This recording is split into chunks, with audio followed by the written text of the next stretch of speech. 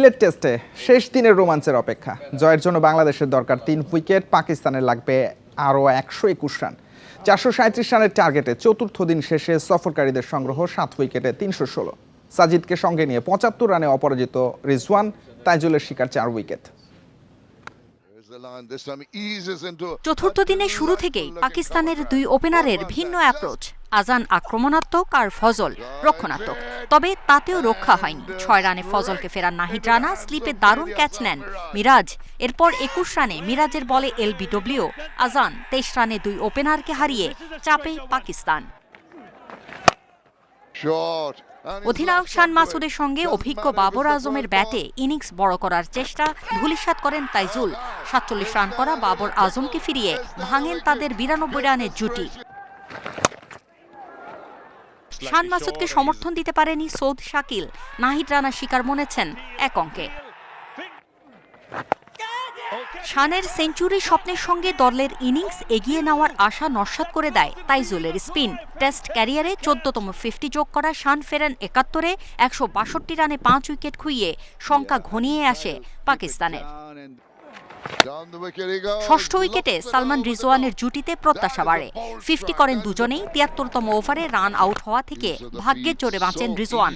তাদের 134 রানের জুটি ভাঙেন তাইজুল। 71 রানে বোল্ড হয়ে ফেরেন সালমান আগা। দিনের শেষ সেশনে হাসান আলীর উইকেটও নিয়েছেন তাইজুল। 75 রানে অপরাজিত থাকা রিজওয়ানের সঙ্গে আছেন সাজিদ খান। শেষ দিনে রোমাঞ্চকর কিছুর অপেক্ষায় পাকিস্তান। ম্যাচের সঙ্গে সিরিজ জয়ের দ্বারপ্রান্তে টাইগাররা। Farida Bakhtiara, independent news. 3 wicket হাতে নিয়ে আরও 121 রান করে ঐতিহাসিক জয়ের আশা দেখছেন পাকিস্তানের ব্যাটিং কোচ আসাদ শফিক। ভরসা রাখছেন রিজওয়ান ও সাজিদ খানের ওপর। অন্যদিকে নির্ভর Bangladesh bowling coach Shaun Tait প্রতিপক্ষের প্রত্যয়কে পাত্তা দিচ্ছেন না। বলছেন বাংলাদেশই ম্যাচ জিতবে। প্রথম 1 ঘন্টাতে 2 উইকেট, লাঞ্চের পর আরও 3 উইকেট হারায় পাকিস্তান। 162 রানে 5 উইকেট নেই। তবে ঘুরে দাঁড়ায় রিজওয়ান ও সালমানের ব্যাটে। তাদের 134 রানের পার্টনারশিপে যেমন টিকে থাকে আশা, তেমনি অসম্ভব জয়ের স্বপ্নও তৈরি হয়। পঞ্চম দিনে তাদের করতে হবে আরও 121 রান। হাতে আছে মাত্র 3 উইকেট। জয়ের হুঙ্কার দিয়ে রাখলো ওরা। জয়ের আশা নিয়েই মাঠে নামবো আমরা। 120 রানের মতো বাকি আছে। রিজওয়ান যেভাবে ব্যাটিং করছে এবং সাজিদ যেভাবে প্রথম ইনিংস খেলেছে, তাতে আমরা আশাবাদী। বাংলাদেশ কোনো চাপ নিচ্ছে না, জানে যতই হুঙ্কার দিক ওরা, জয় পাবে বাংলাদেশই। পঞ্চম দিনের শুরুতেই ওদের অল আউট করবে বাংলাদেশ, সেই বিশ্বাস আছে বোলিং কোচের।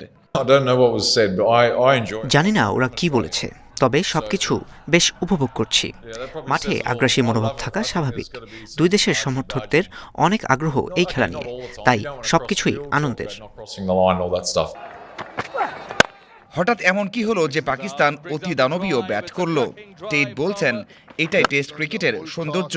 বাংলাদেশের উইকেটে যে অভাবনীয় পরিবর্তন এসেছে সেটাও জানালেন। দারুণ দিন গেল। দুদলই ভালো ক্রিকেট খেলেছে। ব্যাটিংয়ের জন্য উইকেট বেশ সহায়ক ছিল। দুর্দান্ত লড়াই হয়েছে। কিছু সময় ওরা আমাদের চেয়ে এগিয়ে ছিল।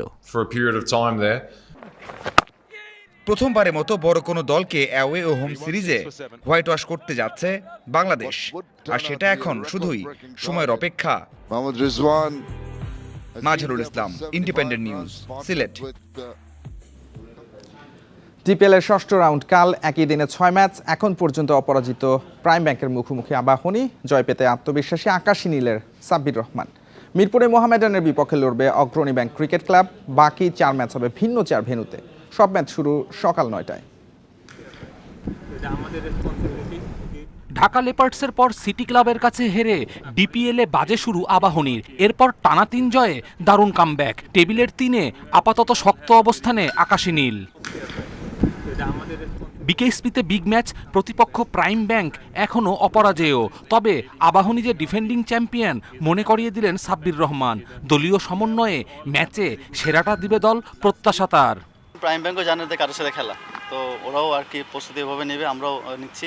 লাস্ট ইয়ার চ্যাম্পিয়ন ছিলাম আমরা, কিন্তু 2টা ম্যাচ কাটালো পড়ার জন্য আমরা পিছিয়ে পড়েছি। যে ছোটো ম্যাচ, ছোটো ওভারে খেলা ছিল, তো আমাদের প্রস্তুতি অনেক ভালো। ওভারঅল 5টা ম্যাচে বলতে পারি আমরা খুব ভালো ব্যাটিং লাইন ভালো করছি, বোলিংয়ে ভালো করছি। সিঙ্গেল লিগ পদ্ধতিতে ডিপিএল হওয়ায় হেড টু হেড ফলাফল গুরুত্বপূর্ণ বলছেন সাব্বির। শিরোপা লড়াইয়ে এগিয়ে যাওয়ার লক্ষ্য দলের, মোসাদ্দেকের অধিনায়কত্বে চাপ কম, দলে অবদান রাখতে মুখিয়ে স্কোয়াডের সবাই। এখনও চ্যাম্পিয়ন হওয়ার চান্স এখনও আছে। প্রাইম ব্যাংক 5টা জিতেছে, তাদের সাথে যদি আমরা বিট করতে পারি তাহলে আমরা হেড টু হেডে আগে থাকবো। তারপর মোহামেডান লাস্ট ম্যাচ আছে, এরপর যদি কোনো ম্যাচটা আমরা না হারি আর যদি অঘটন না ঘটে আমরা অবশ্যই চ্যাম্পিয়ন হয়ে থাকবো সবসময়। তারকায় ঠাসা প্রাইম ব্যাংক এখন পর্যন্ত 5 ম্যাচের সবকটিতেই জয় তুলে শিরোপায় চোখ মাহমুদুল্লাহ, আকবর আলীদের। ধারাবাহিকতা বজায় রাখার চ্যালেঞ্জ প্রাইম ব্যাংকের। মিরপুরে অগ্রণী ব্যাংকের প্রতিপক্ষ মোহামেডান। এনামুল বিজয়, নাইম শেখ, তাওহিদ হৃদয়রা করেছে আসরে সর্বোচ্চ স্কোর 345। আরেক ম্যাচে প্রতিপক্ষকে সর্বনিম্ন 80 রানে গুটিয়ে ফেলার রেকর্ডও তাদের। এদিকে 5 ম্যাচে 3 জয়ে অগ্রণী ব্যাংকও একেবারে পিছিয়ে নেই।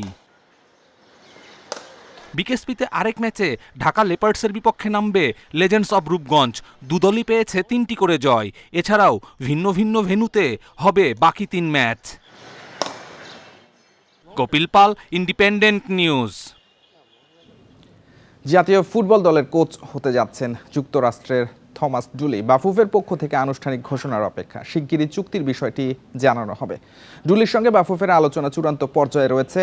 চুক্তির আইনি প্রক্রিয়ার আনুষঙ্গিক বিষয়গুলো সম্পন্ন করা হচ্ছে বলে জানা গেছে। কোলম্যানের চিন্তা বাদ দেওয়ার পর ডুলির সঙ্গে চূড়ান্ত কথা বলে বাফুফে। বাজেটে কৌশলগত দিক বিবেচনায় তাকে পছন্দ ফেডারেশনের। গায়ানা জাতীয় দলে মাত্র 9 মাস দায়িত্ব পালনের পর হঠাৎ পদত্যাগ করেন ডুলি। তখন থেকে তাকে নিয়ে বাংলাদেশে গুঞ্জন শুরু হয়। এশিয়ান ফুটবলে ডুলির কাজ করার অভিজ্ঞতা বিবেচনায় রেখে সিদ্ধান্ত নিয়েছে বাফুফে।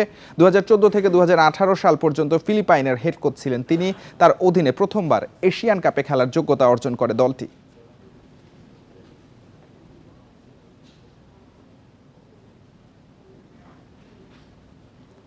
সব জটিলতার অবসান হয়েছে। একদিন পিছিয়ে ফেডারেশন কাপ ফাইনাল কাল শর্ত সাপেক্ষে কিংস এরেনায় খেলতে রাজি হয়েছে মোহামেডান। নির্ধারিত সূচিতে ফাইনাল না হওয়ার আক্ষেপ থাকলেও ট্রেবল জয়ের মিশন নিয়ে মাঠে নামবে বসুন্ধরা কিংস। ম্যাচ শুরু হবে বিকেল 5:30টায়। ফেডারেশন কাপের ফাইনাল ভেন্যু কিংস অ্যারেনা নিয়ে আপত্তি মোহামেডানের। নির্ধারিত সূচি অনুযায়ী মঙ্গলবার মাঠে গড়ায়নি ম্যাচ। সাদা কালোরা অনুশীলন করে কমলাপুর স্টেডিয়ামে। সমস্যা সমাধানে সভাপতি তাবিত আওয়ালের হস্তক্ষেপ। আলোচনায় বসে মোহামেডান। কোনো ধরনের অন্যায় আচরণ ও সিদ্ধান্তের মুখোমুখি হবে না সভাপতির আশ্বাস মেলে। একই ভেন্যুতে খেলতে যাচ্ছে সাদা কালোরা, তার ব্যাখ্যা দিয়েছেন ক্লাবটির কর্মকর্তারা। শিরোপা লড়াইয়ের জন্য প্রস্তুত দল। আমি ফুটবল ফেডারেশনের প্রেসিডেন্টকে ধন্যবাদ দিব এবং আমাদের প্রেসিডেন্টের সাথে উনি যেই বক্তব্য দিয়েছেন গতকালকে, সেটা উনি এই কাগজে কলমে উনি লিখিতভাবে আমাদেরকে জানিয়েছেন। যত রকম সিকিউরিটি দেওয়া যায় আমাদের সমর্থকদের বা আমাদের প্লেয়ারদের সব ধরনের নিশ্চয়তা উনি দিবে। খেলাধুলার বৃহত্তর স্বার্থে কোটি আমাদের সমর্থকদের কথা বিবেচনা করে আমরা এই খেলায় রাজি হয়েছি। মোহামেডান রাজি হওয়ার দিন আবার হতাশা জানিয়ে বাফুফেতে চিঠি দিয়েছে বসুন্ধরা কিংস। সূচি অনুযায়ী ফাইনাল না হওয়ায় প্রতিপক্ষকে ট্রফি দিয়ে দেওয়ার অনুরোধও করেছিল কর্পোরেট ক্লাবটি। তবে তাদের খেলা নিয়ে কোনো শঙ্কা নেই। গুরুত্বপূর্ণ ম্যাচ সামনে রেখে সেরেছে অনুশীলনও। বাংলাদেশের ফুটবল ফেডারেশন যে ডিসিশনটা নিয়েছে আজকে আগামীকাল খেলার জন্য, সেটা আমরা অবশ্যই খেলবো। আমাদের চেয়ারম্যান স্যার বলেছিল যে আসলে যেহেতু মোহামেডান খেলতে যাচ্ছে না, ট্রফিটা তাদেরকে দেওয়া হোক। সেই হিসাবে আমরা চিঠি দিয়েছিলাম, কিন্তু তারা তাদের ভুলটা বুঝতে পেরেছে। গত খেলায় আমাদের 2টা প্লেয়ার খেলতে পারেন, রাকিব এবং রিমন, এই খেলাতে খেলছে। মানে আমরা ফুল স্কোয়াড নিয়ে খেলছি। আমরা খুব কনফিডেন্ট যে কালকে আমরা আরেকটা ট্রফি দিব। চ্যালেঞ্জ কাপের পর লিগ শিরোপাও নিশ্চিত বসুন্ধরা কিংসের। ফেডারেশন কাপে মোহামেডানকে হারিয়ে ট্রেবল জয়ের মিশন। আর চড়াই উতরাইয়ের মৌসুমে প্রথম শিরোপা জয়ের সুযোগ মোজাফফরব সুজনদের। পিয়াস সাহা, ইন্ডিপেন্ডেন্ট নিউজ, ঢাকা। সাকিব তামিম মাশরাফিদের সময় ফুটবল বিশ্বকাপ ঘিরে ড্রেসিং রুমেও চরম উন্মাদনা দেখা যেত, জানিয়েছেন শাহরিয়ার নাফিস। বিশেষ করে ব্রাজিল আর আর্জেন্টিনার সমর্থন নিয়ে তীব্র বিতর্ক, এমনকি মারামারি লেগে যাওয়ার মতো পরিস্থিতি হতো বলে জানিয়েছেন তিনি। নিজে আর্জেন্টিনার সমর্থক হওয়ায় বিশ্বকাপে ভালো কিছুর প্রত্যাশা তার। মাশরাফি ভাই আর সাকিব আল হাসান ওরা হচ্ছে গিয়ে আর্জেন্টিনার সাপোর্টার, আরেক পাশে ছিল তামিম ইকবাল ব্রাজিলের সাপোর্টার। ওদের মধ্যে ওই ওয়ার্ল্ড কাপের মৌসুমে যেই পরিমাণ মানে থাকে না যে ফাইট হইতো এই আর্জেন্টিনার ব্রাজিল নিয়ে, এটা আসলে ওই সময় যারা দেখেনি তারা বলবে না। মানে আমরা যখন ওয়ার্ল্ড কাপে ফুটবল খেলতাম রীতিমতো মারামারি লেগে যাওয়ার মতো অবস্থা হইতো। এই ছিল যত খেলায়। ইন্ডিপেন্ডেন্ট টেলিভিশনের সব খবর বিস্তারিত জানতে চোখ রাখুন ফেসবুক, ইউটিউব এবং এক্সে। আমন্ত্রণ পরের আয়োজনে।